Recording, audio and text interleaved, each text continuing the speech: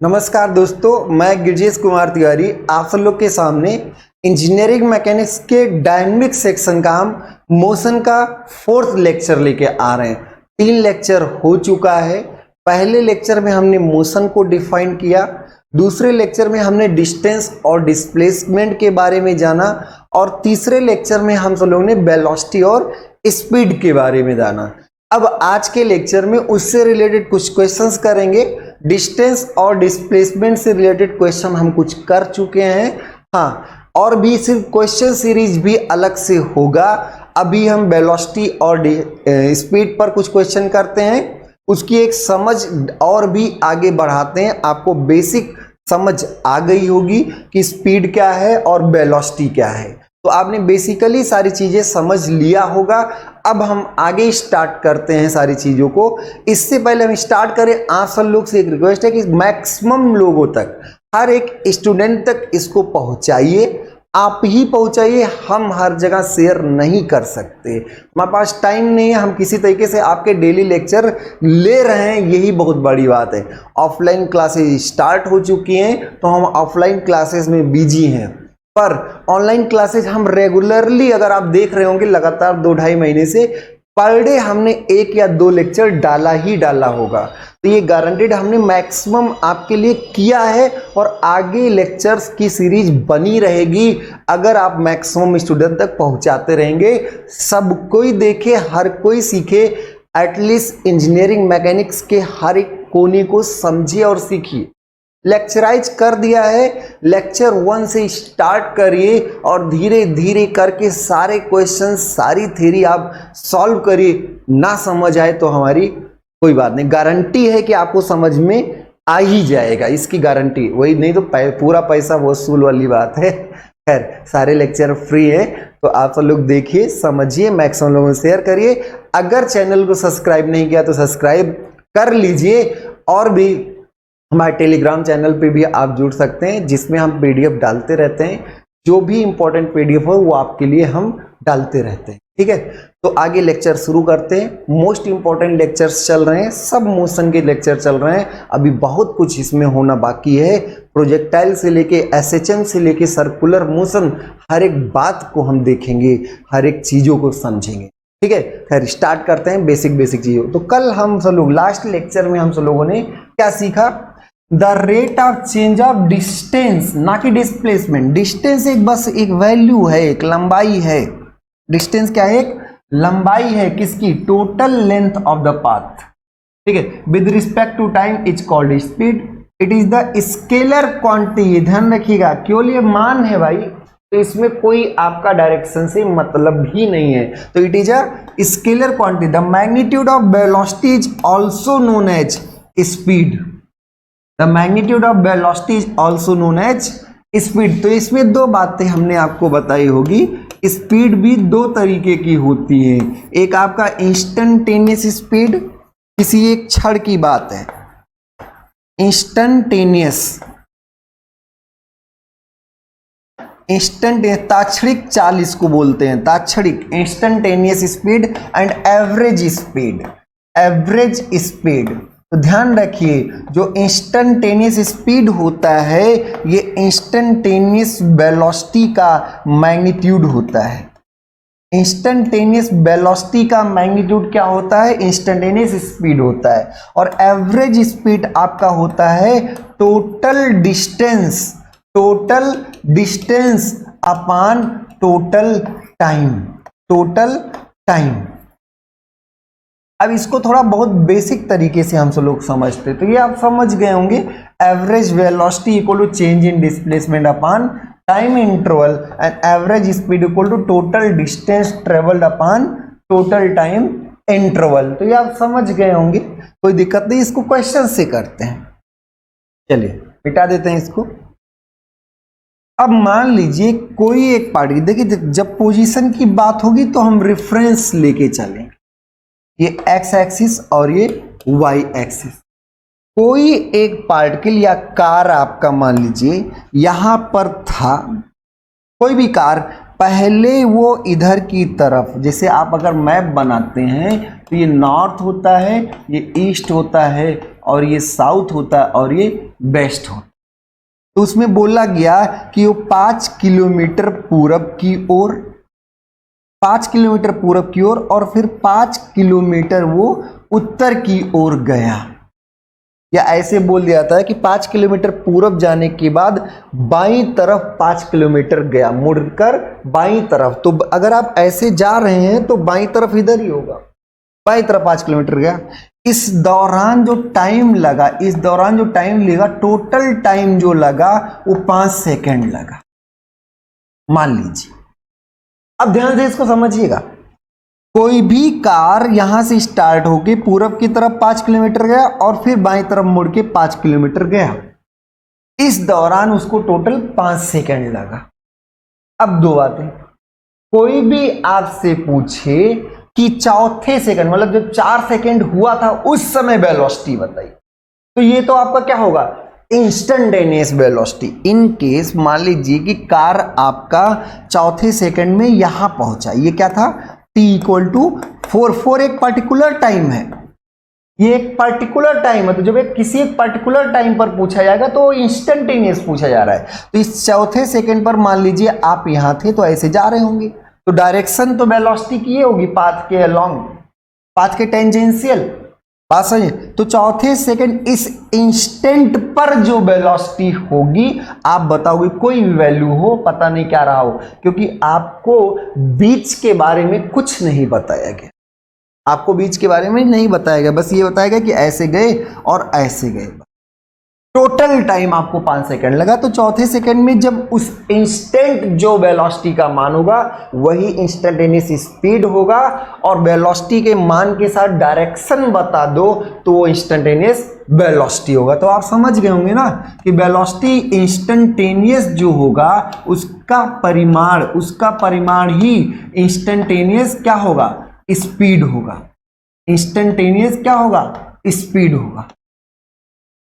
Instantaneous speed ही velocity का। अब इसी में पूछा है एवरेज वेलोसिटी बताइए, एवरेज वेलोसिटी। अब एवरेज वेलोसिटी क्या होगा, टोटल डिस्प्लेसमेंट। अब यहां बताइए डिस्प्लेसमेंट टोटल क्या है। डिस्प्लेसमेंट आप समझ चुके होंगे सर, इनिशियल और फाइनल पॉइंट को मिलाने वाली लाइन ही डिस्प्लेसमेंट होती है। तो यहां डिस्प्लेसमेंट 5 नहीं है, क्या है डिस्प्लेसमेंट, 5√2। ये 5 है, ये 5 है, तो ये 5√2 आएगा। तो ध्यान रखिए टोटल डिस्प्लेसमेंट 5√2 होगा और टोटल टाइम आपका लगा 5 सेकेंड। जब एवरेज वेलोसिटी पूछी जाएगी तो आपका क्या होगा, टोटल डिस्टेंस नहीं, टोटल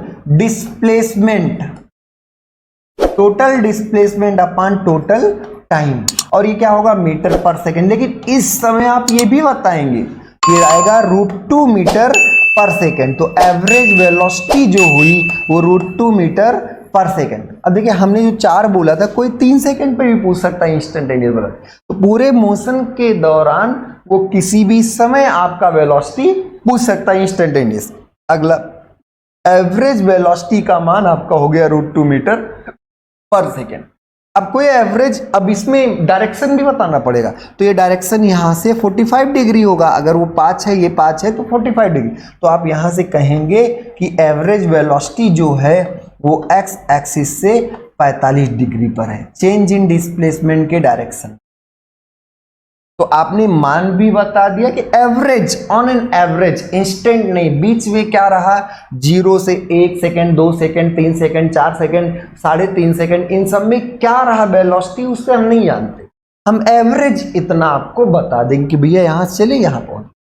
एवरेज स्पीड अगर पूछा जाए, एवरेज स्पीड पूछा जाए, तो आप एवरेज स्पीड के लिए क्या करोगे, टोटल डिस्टेंस। तो जो कार गया है वो इस रास्ते को फॉलो किया है, ना कि ऐसे तिरछा गया। तिरछा जाता तो शॉर्टेस्ट होता, ठीक है, लेकिन गया तो ऐसे है। तो टोटल डिस्टेंस, तो डिस्टेंस टोटल क्या होगा, 5 और +5, कुल मिला के कितना हो जाएगा, 10। अब टोटल डिस्टेंस यहाँ पे 5 + 5 कुल मिला के 10 और टोटल टाइम क्या है 5 मीटर पर सेकेंड। तो ध्यान रखिएगा ये कितना आएगा 5 × 5 = 10, 5 × 10 2 मीटर पर सेकेंड। ठीक है, तो हम एवरेज वेलोसिटी और एवरेज स्पीड बराबर हो ऐसा कोई जरूरी नहीं है। अगर डिस्प्लेसमेंट 0 है तो एवरेज वेलोसिटी क्या होगी 0 हो जाएगी।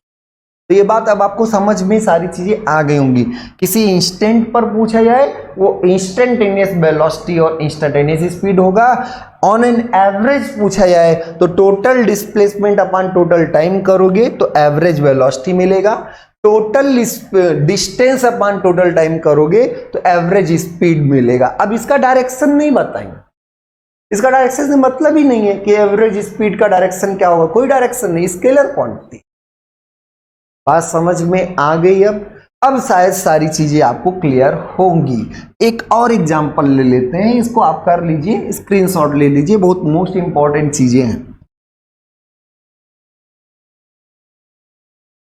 मान लीजिए कि कोई एक पार्टिकल किसी एक सेमी सर्कुलर पाथ पर, कोई एक पार्टिकल किसी एक सेमी सर्कुलर पाथ पर क्या हुआ डायमेट्रिकली अपोजिट यहां पर किसी डेल्टा टी टाइम पर पहुंच गया। और डेल्टा टी का अगर हम वैल्यू ले लेते चलो 10 सेकेंड में पहुंच।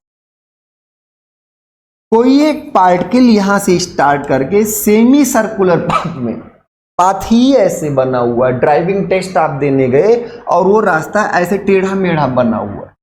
एक बात ध्यान रखिए, डिस्टेंस और डिस्प्लेसमेंट का वैल्यू बराबर हो सकता है, ये डिस्प्लेसमेंट के बराबर हो सकता है, बशर्ते इसके लिए कंडीशन हमने एक आपको बताई, फिर से रिवाइज कर दे रहे हैं कि स्ट्रेट लाइन में मोशन होना चाहिए, इसमें होना चाहिए स्ट्रेट लाइन में, और वो भी क्या होना चाहिए यूनि डायरेक्शन, किसी एक डायरेक्शन में होना चाहिए। स्ट्रेट लाइन में एक ही डायरेक्शन में होना चाहिए, स्ट्रेट लाइन में आपका मोशन होना चाहिए और क्या होना चाहिए एक ही डायरेक्शन में होना चाहिए, इसलिए आपका डिस्टेंस और डिस्प्लेसमेंट बराबर। तो इसमें तो डिस्टेंस और डिस्प्लेसमेंट बराबर नहीं होगा क्योंकि यह एक क्या है कर्व पाथ है, ये एक सेमी सर्कुलर पाथ है।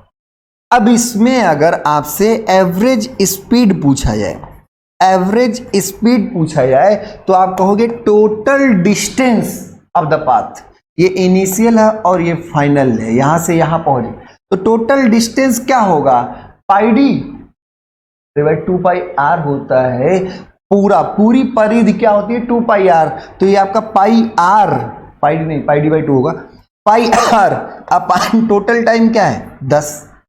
ये पूरा रास्ते की लंबाई ऐसे फीते से नाप लिया गया, इसकी लंबाई कितनी आई पाई इंटू आर, और आर कुछ भी रहा हो, आर जो दिया रहा हो तो यहां से आएगा पाई r/10 मीटर पर सेकेंड, अगर आर मीटर में है तो ये स्पीड होगा। लेकिन अगर इसी में एवरेज वेलोसिटी पूछा जाए तो एवरेज वेलोसिटी के लिए टोटल डिस्प्लेसमेंट होगा, और टोटल डिस्प्लेसमेंट इस केस में क्या है, टोटल डिस्प्लेसमेंट इस केस में क्या है इनिशियल और फाइनल को मिलाने वाली लाइन।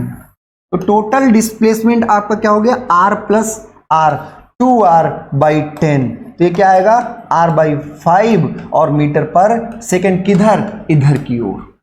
आपको चेंज इन डिस्प्लेसमेंट पता है इधर की ओर, तो r/5 मीटर पर सेकेंड एवरेज स्पीड। अब कोई पूछे कि जब यहां पहुंचे थे उस समय वेलोसिटी का मान और उस समय डायरेक्शन, तो उसके लिए अलग डायरेक्शन तो हम बता सकते हैं कि पाथ के टेंजेंशियल होगा वेलोसिटी, तो इस इंस्टेंट तो यहां पर क्या होगा इंस्टेंटेनियस वेलोसिटी। तो ध्यान रखिए जो बाइक में स्पीडोमीटर लगा होता है जिसमें हम रीडिंग लेते हैं, तो बाइक का स्पीडोमीटर इंस्टेंटेनियस स्पीड को बताता है, फिर वेलोसिटी नहीं, क्योंकि डायरेक्शन थोड़ा वो बताता है कि आप किधर हैं। तो इंस्टेंटेनियस स्पीड को मेजर करने के लिए क्या होता है स्पीडोमीटर, स्पीडोमीटर। तो जो आपका स्पीडोमीटर होता है वो किसके लिए होता है इंस्टेंटेनियस स्पीड के लिए होता है। इंस्टेंटेनियस स्पीड को मेजर करने के लिए कौन होता है स्पीडोमीटर। बात समझ में आ रही है ना, तो अब आप क्लियर हो गए होंगे, आगे हम बढ़ते हैं। ठीक है, ये सारी चीजें आप नोट कर लीजिए। तो अब आप क्लियर हो गए। अगला क्वेश्चन, ये बहुत ही इंपॉर्टेंट क्वेश्चन है, बहुत समझदारी भरा क्वेश्चन है, जल्दबाजी में लोग गड़बड़ कर देते हैं, इसीलिए इस क्वेश्चन को कराया जा रहा है, बहुत important. For the first half time a car travel with velocity v1, तो कोई भी कार चली पहले आधे समय, दूरी नहीं, पहले आधे समय, मतलब पहला t/2, अगर हम टोटल टाइम t मान लें, t क्या है, टोटल टाइम, टोटल टाइम अगर t मान लें तो पहला t/2 डिस्टेंस ये क्या हुआ, v1 वेलोसिटी से चला। First half time of a car travel with velocity v1, यहां कहीं पहुंच गया हो। The second half, second half मतलब जो बाद का हाफ है t/2, अगर टोटल टाइम t है तो आधा आधा यही तो हुआ t/2, तो जो सेकेंड हाफ है वो किससे चला, वो v2 से चला। अब फिर से पढ़िएगा, the first half time a car travel with velocity v1, तो पहला आधा समय, कुल मिला के अगर समय 1 घंटा लगा तो पहले 30 मिनट, हमें कुल समय 1 घंटा की जगह t मान लिया, तो पहले 30 मिनट v1 वेलोसिटी से गए, अगले 30 मिनट आप v2 वेलोसिटी से गए, अगले 30 मिनट किससे गए, v2 वेलोसिटी से गए। अब क्या पूछा गया, the average velocity of the car, तो एवरेज वेलोसिटी क्या करेंगे कुछ लोग, v1 प्लस v2/2, अरे नहीं भाई, v1 प्लस v2/2 ये गलत कॉन्सेप्ट, एवरेज वेलोसिटी क्यों, हो सकता वही आ जाए, हम ये नहीं कह रहे, लेकिन वो गलत है। एवरेज वेलोसिटी होगा total displacement, total displacement upon total time. एकदम मतलब क्लियर रहिए, सारी चीजें आपको ऐसे करनी, सही तरीका तो यही है, total displacement upon total time. अब मान लीजिए ये दूरी s1 है और ये दूरी s2 है, तो अब आप क्या कहेंगे कि s1 plus s2 by t, total time तो t है ना, s1 plus s2 by T, ये एवरेज अगर ये कर दिए, ये डायरेक्ट करना गलत है, डायरेक्ट करना गलत बात है। तो क्या है, s1 plus s2 by T, और ये ध्यान रखिए कि हम स्ट्रेट लाइन में यूनिडायरेक्शनल मोशन मान के चल, ये मान ही लेना अगर नहीं दिया तो। अब ये s1 क्या कैसे निकाला जाए भाई, पहले t/2 दूरी, v1 वेलोसिटी से अगर चलें और t/2 टाइम चलें तो कितना दूर चलेंगे, तो चाल बराबर दूरी बटे समय, ये आपको पहले से पता है। तो दूरी बराबर speed equal to distance upon time, ये तब, ये हमेशा सही नहीं है, ध्यान रखिएगा, ये हमेशा सही नहीं है। तो खैर इसको हम मिटा ही देते हैं, नहीं करेंगे उसको। आप बताइए कि ये s1 दूरी कैसे निकाली जाए, तो सर दूरी, सर v1 वेलोसिटी से चल रहे हैं और t/2 टाइम चले, तो v1 वेलोसिटी से अगर t/2 टाइम आप चले तो जो v1 है वो क्या है, v1 वो है, वो क्या है, s1 by t/2, s1 by t/2, क्यों, क्योंकि दूरी, total displacement upon total time, total displacement upon total time के लिए अगर वेलोसिटी की बात करें तो वेलोसिटी आपका क्या होगा, v1 जो होगा वो s1 अपॉन t/2, s1 क्या होगा, s1 क्या होगा, v1 into t/2, v1 into t/2, और ऐसे s2 अगर आप निकालेंगे तो s2 होगा v2 into t/2, v2 into t/2, और टी क्या, फिर नीचे t रहेगा, तो ये कट जाएगा, क्या आएगा, v1 plus v2/2, v1 plus v2/2। बात समझ में आ गई, तो संयोग से ये इसके बराबर आ गया। लेकिन तरीका यही होना चाहिए, total displacement upon total time, तो टोटल डिस्प्लेसमेंट s1 जो होगा वो मतलब v1 इंटू t/2। अब इसी में अगर आधा आधा ना होता, पूछ दिया होता कि फर्स्ट 1/3 टाइम, मतलब यहाँ पे 1/3, यहाँ पे इक्वली डिस्ट्रीब्यूटेड है इसलिए बाई 2 ही आ गया, मतलब ये सही है, इस समय ये सही है। लेकिन अगर यही आपका t/3 पहला t/3 v1 वेलोसिटी चले, अगला t/3 किसी और वेलोसिटी चले, अगला t/3 किसी और वेलोसिटी, तो जब आपका इक्वली डिस्ट्रीब्यूटेड होगा तब तो ठीक है कि आप एवरेज का कॉन्सेप्ट यूज कर सकते हैं। लेकिन अगर टाइम इंटरवल इक्वली डिस्ट्रीब्यूटेड नहीं है कि पहला t/3 v1 से और बाकी बचा 2t/3, बाकी 2/3 समय जो है वो हम b2 से गए, तब उस समय क्या है, यहाँ पे t/3 और यहाँ पर 2t/3 रखते, तब उस केस में आपका आंसर अलग आता, तब आता b1 + 2b2/3। तो कुल मिला के एकदम सही कॉन्सेप्ट पर चलें, total displacement upon total time, ये ध्यान रखिएगा सब लोग, ठीक है, नोट कर लीजिए, सही तरीके से आंसर करें। आगे बढ़ते हैं, अगला most important question, next term है एक्सीलरेशन।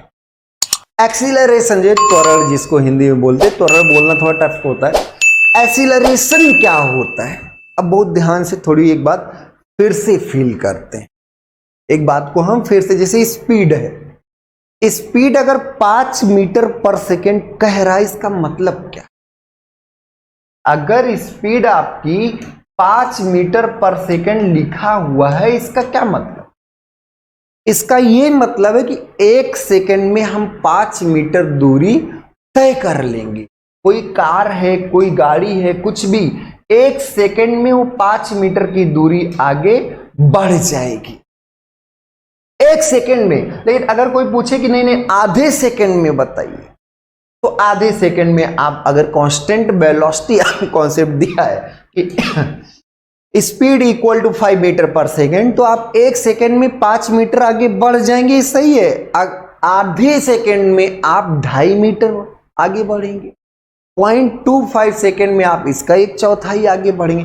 अचानक नहीं बढ़ जाएंगे भाई, अचानक ये नहीं कि आप यहां से डायरेक्ट 5, मतलब 1 सेकेंड इंतजार करते रहे, खड़े रहे 1 सेकेंड देख रहे हैं, अच्छा 1 सेकेंड हुआ, कब से यहां पहुंच गया, ऐसा नहीं हुआ होगा, ऐसा नहीं हुआ होगा। आप कांस्टेंट वेलोसिटी से लगातार चले होंगे, लगातार इस स्पीड से चले होंगे, और जैसे 1 सेकेंड पूरा हुआ होगा आप 5 मीटर आगे बढ़ चुके हो। फिर ऐसे शुरुआत 5 मीटर, अब अगला जब 1.1 सेकेंड, 1.2 सेकेंड, 1.3 सेकेंड, अगला जब सेकेंड पूरा होगा तब तक फिर आप 5 मीटर आगे बढ़ गए होंगे।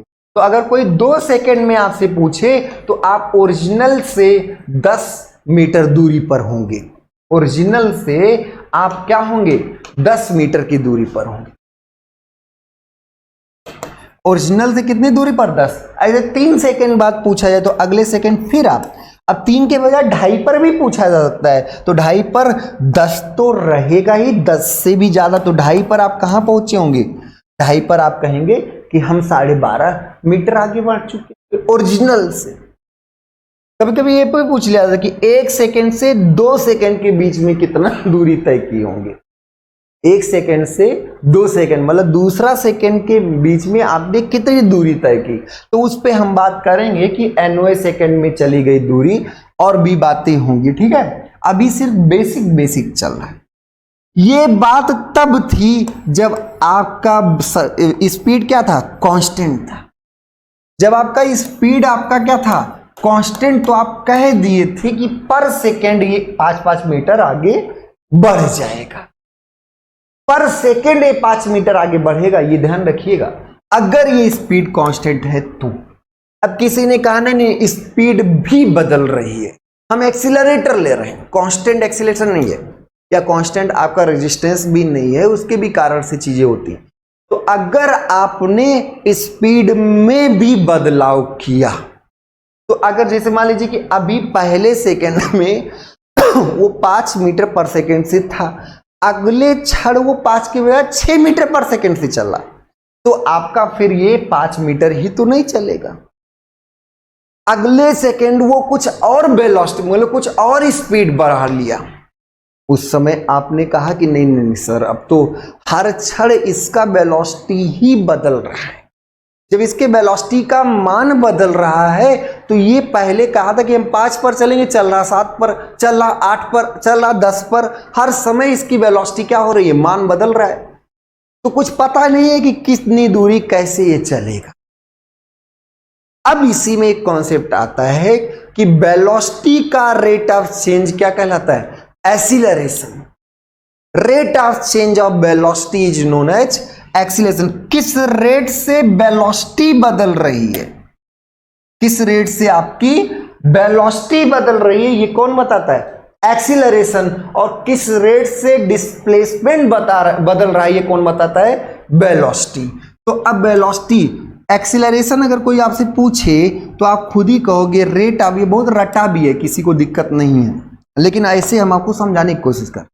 तो अगर वेलोसिटी चेंज हो रही है तो rate of change of velocity is known as acceleration. जिस रेट से वेलोसिटी चेंज होती है वही क्या कहलाता है, एक्सीलरेशन। और वेलोसिटी के चेंज की डायरेक्शन में एक्सीलरेशन होता है। डायरेक्शन ऑफ एक्सीलरेशन जो होगा, जो डायरेक्शन ऑफ एक्सीलरेशन होगा वो क्या होगा, वो होगा change in direction of velocity. ठीक है, चेंज इन वेलोसिटी के direction, direction of acceleration is equal to the direction of change in velocity, direction of change in velocity. तो चेंज इन वेलोसिटी के डायरेक्शन। अब वेलोसिटी में क्या होता है सर, वेलोसिटी एक वेक्टर क्वांटिटी है, बहुत पहले से आप समझा दियो। तो वेलोसिटी में डायरेक्शन होता है और क्या होता है, मैग्नीट्यूड होता है। डायरेक्शन भी होगा और मैग्नीट्यूड भी होगा। अब मैग्नीट्यूड डायरेक्शन अगर दोनों है तो किसी एक में भी परिवर्तन होगा तो एक्सीलरेशन आएगा, और अगर दोनों में परिवर्तन होगा तो भी एक्सीलरेशन आएगा। सिर्फ डायरेक्शन बदले, मान ना बदले, जैसे यूनिफॉर्म सर्कुलर मोशन, सिर्फ डायरेक्शन बदले मान ना बदले, तो हमने क्या बोला, uniform circular motion, uniform circular motion. तो यूनिफॉर्म सर्कुलर मोशन का मतलब क्या है, यूनिफॉर्म सर्कुलर मोशन का मतलब है कि आप कांस्टेंट वेलोसिटी से एक सर्कुलर पाथ पर मोशन कर रहे हैं। किससे, कांस्टेंट वेलोसिटी से सर्कुलर पाथ पर मोशन कर रहे हैं। तो इसका मान तो हर समय 5 मीटर पर सेकेंड है, पर इस समय दिशा इधर है, इस समय दिशा इधर होगी, एकदम टॉप पर दिशा इधर होगी। तो हर समय डायरेक्शन बदल रहा है। सिर्फ डायरेक्शन बदलेगा तो भी एक्सीलरेशन आएगा, और उस समय जो एक्सीलरेशन होगा उसको हम सेंट्रीपिटल एक्सीलरेशन कहते हैं। उसको हम क्या कहते हैं, सेंट्रीपिटल एक्सीलरेशन। तो डायरेक्शन चेंज की वजह से जो एक्सीलरेशन आता है, वेलोसिटी की डायरेक्शन चेंज की वजह से जो एक्सीलरेशन आता है वो क्या कहलाता है, सेंट्रीपिटल एक्सीलरेशन। और सेंट्रीपिटल एक्सीलरेशन हमेशा सेंटर की ओर होता है, पाथ के, जो आपका रास्ता है उसके सेंटर की ओर होता है, ये ध्यान रखिएगा। तो सेंट्रीपिटल एक्सीलरेशन कब आएगा, जैसे यूनिफॉर्म सर्कुलर मोशन, मोशन में वेलोसिटी का मान तो कांस्टेंट है पर दिशा हर समय बदल रही है। वेलोसिटी का मान तो कांस्टेंट है पर दिशा क्या हो रही है, बदल रही है। और जब दिशा बदल रही है तो सेंटर की ओर एक एक्सीलरेशन आएगा, इसी को क्या कहेंगे, सेंट्रीपिटल एक्सीलरेशन। दूसरा, अगर सिर्फ मैग्नीट्यूड चेंज हो, अगर सिर्फ मैग्नीट्यूड चेंज हो, और जो कि लीनियर मोशन के केस में होता है। अब जैसे मान लीजिए आप एक स्ट्रेट ट्रैक पर चल रहे हैं, किसी एक स्ट्रेट ट्रैक पर आप चल रहे हैं किसी सीधी रेखा में, तो दिशा तो आपकी इधर ही है वेलोसिटी की। सीधी रेखा में अगर आप चल रहे हैं, स्ट्रेट लाइन में आप चल रहे हैं, तो आपकी डायरेक्शन तो यही है, हमेशा हमेशा डायरेक्शन यही है। लेकिन बदलाव इसके मान में हो सकता है। अभी 5 मीटर पर सेकेंड है, ऐसे आंख झपका दिए और ये आगे बढ़ गया, ये नहीं, यहीं पर नहीं, आगे बढ़ गया, और आगे बढ़ते उसकी वेलोसिटी का मान 6 मीटर 10 मीटर पर सेकेंड हो गया। या फिर 2 मीटर पर सेकेंड हो गए, घट भी सकता है और बढ़ भी सकता है। तो सिर्फ मैग्नीट्यूड चेंज की वजह से भी एक्सीलरेशन आता है, सिर्फ मैग्नीट्यूड चेंज की वजह से भी क्या आता है, एक्सीलरेशन आता है। तो ये रेक्टिलिनियर मोशन के केस में होता है, यूनिडायरेक्शनल रेक्टिलिनियर मोशन। क्या बोला हमने, यूनिडायरेक्शनल रेक्टिलिनियर मोशन। अब इसमें भी इंस्टेंटेनियस एक्सीलरेशन हो सकता है और एवरेज एक्सीलरेशन हो सकता है। एवरेज एक्सीलरेशन क्या होगा, total change in velocity upon total time. Average acceleration होगा total change in velocity upon average time, total time. Clear हुई बात। इंस्टेंटेनियस एक्सीलरेशन जब इस तरह की, ज्यादातर हम इसी तरह का केस पढ़ेंगे, अभी सर्कुलर मोशन हम अलग से कराएंगे। तो जब इस तरह का मोशन होगा, ये आप नोट कर लिए होंगे, हर एक बातों को समझिए, एक एक करके समझिए। तो जब इस तरह का मोशन होगा, यूनिफॉर्म सर्कुलर मोशन होगा, तब भी एक्सीलरेशन आएगा। जब एक ही डायरेक्शन में मैग्नीट्यूड चेंज होगा तब भी एक्सीलरेशन आएगा। और जब अब ध्यान से, तो हमने क्या बोला, रेक्टिलिनियर मोशन। रेक्टिलिनियर मोशन आप समझ रहे हैं ना, स्ट्रेट लाइन में मोशन, और वो भी हमने क्या बोला, rectilinear motion in one direction. एक ही डायरेक्शन में आप एक स्ट्रेट लाइन पर मोशन कर रहे हैं, एक ही डायरेक्शन में एक स्ट्रेट लाइन में मोशन आप कर रहे हैं।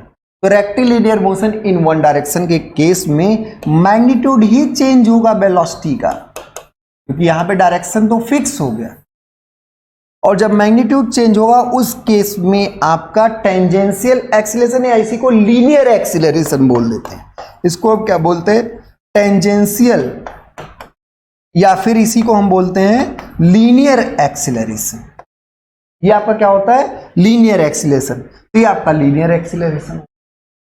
क्लियर हो गई बात, समझ में आया। तो टेंजेंशियल डायरेक्शन में जो भी आपका मोशन होगा वो रेक्टिलिनियर मोशन के केस में टेंजेंशियल या लीनियर एक्सीलरेशन, और इस एक्सीलरेशन का मान जो होगा वो rate of change of magnitude of velocity, rate of change of magnitude of velocity होगा। अब वेलोसिटी अगर आपको टाइम का फंक्शन दिया हो, क्वेश्चन कराएंगे, इस पर डिटेल में कराएंगे, तो खैर आप समझ गए ये बात। और अगर कोई बॉडी किसी एक कर्व पाथ पर चल रही है और वेरिएबल वेलोसिटी से चल रही है, क्या है, वेरिएबल वेलोसिटी, वेरिएबल वेलोसिटी से चल रही है, आप समझ पा रहे हैं ना बातों को। अगर हम कर्व पाथ पर यूनिफॉर्म सर्कुलर मोशन नहीं है, यूनिफॉर्म सर्कुलर मोशन आपका नहीं है, आप समझ पा रहे हो बातों को। यूनिफॉर्म सर्कुलर मोशन के केस में वेलोसिटी का मान जो होता है वो कांस्टेंट रहता है। पर अगर वेरिएबल वेलोसिटी से चल रहा है, वेलोसिटी का मान हर क्षण बदल रहा है, तो डायरेक्शन भी बदल रही है और मान भी बदल रहा है। क्योंकि अभी यहां है, अगले क्षण डायरेक्शन यहां होगी, यहां रहा होगा तो डायरेक्शन इसके पाथ के टेंजेंशियल हो। तो अगर डायरेक्शन और वैल्यू दोनों बदल रहा है तो दोनों तरीके का एक्सीलरेशन आएगा, टेंजेंशियल भी आएगा और सेंट्रीपिटल भी आएगा। टेंजेंशियल एक्सीलरेशन भी आएगा और क्या होगा, सेंट्रीपिटल एक्सीलरेशन भी आएगा, ये ध्यान रखिएगा। ठीक है, बात क्लियर हो गई। अब हम तो लोग आगे बढ़ते हैं। तो अब हम केवल रेक्टिलिनियर यूनिडायरेक्शनल मोशन की ही यहां पर एनालिसिस करने वाले हैं। तो एक्सीलरेशन जो होता है वो dB upon dt। Acceleration can also be expressed as for rectilinear unidirectional motion. The rate of change of velocity with respect to time is called acceleration. बहुत बार रटे हैं तो कोई बड़ी बात इसमें नहीं थी। The rate of change of velocity with respect to time is known as acceleration, और इसको dB अपॉन dt लिख सकते हैं, और इसी को हम लिख सकते हैं dB, वेलोसिटी को क्या लिख सकते हैं, ds अपॉन dt। वेलोसिटी को आप लिख सकते हैं ds अपॉन dt। तो दो बार इसका आप डिफरेंशिएट, तो d2s अपॉन dt2, यही एक्सीलरेशन है। तो एक्सीलरेशन dB अपॉन dt भी होता है, एक्सीलरेशन d2s अपॉन dt2 भी होता है। और एक्सीलरेशन आप dB अपॉन dt की जगह क्या लिख सकते हैं, ds upon v। D T क्या क्या लिख सकते हैं, डी एस अपान बी। जब आप ये रख देंगे तो आपको फिलहाल क्या मिल जाएगा, v d v upon d s, v d v upon d s. कोई दिक्कत तो नहीं किसी। तो एक्सीलरेशन ये भी होता है। तो एक्सीलरेशन क्या क्या होता है, एक्सीलरेशन होता है d v upon d t, या फिर d two s upon d t two, या फिर v d v upon d s, v d v upon d s. ये तीनों फॉर्मूले आप याद रखेंगे, ठीक है। अब और भी आगे हम लोग स्लोप और एरिया के बारे में पढ़ेंगे और कुछ उससे रिलेटेड क्वेश्चन करेंगे, क्योंकि कई बार क्वेश्चन आता है कि वेलोसिटी और टाइम का ग्राफ ऐसा है तो एक्सीलरेशन का ग्राफ कैसा होगा। इस पे हम सब लोग डिटेल्ड एनालिसिस करेंगे, परेशान होने की जरूरत नहीं। आज के लेक्चर में कुछ बेसिक क्वेश्चंस किए, वेलोसिटी और स्पीड के बारे में जाना, एक्सीलरेशन का बेसिक कॉन्सेप्ट जाना। एक्सीलरेशन वेलोसिटी के रेट ऑफ चेंज को बताता है। तो आप सब लोगों ने सीखा, धीरे धीरे करके सारी चीजों को हम सब लोग सीखेंगे। आप सब लोग मैक्सिमम लोगों में शेयर करें, हर एक स्टूडेंट तक सारे लेक्चर पहुंचे। आने वाले समय में और भी इंपॉर्टेंट लेक्चर हम लेके आएंगे। आज के लिए इतना ही, बहुत बहुत धन्यवाद।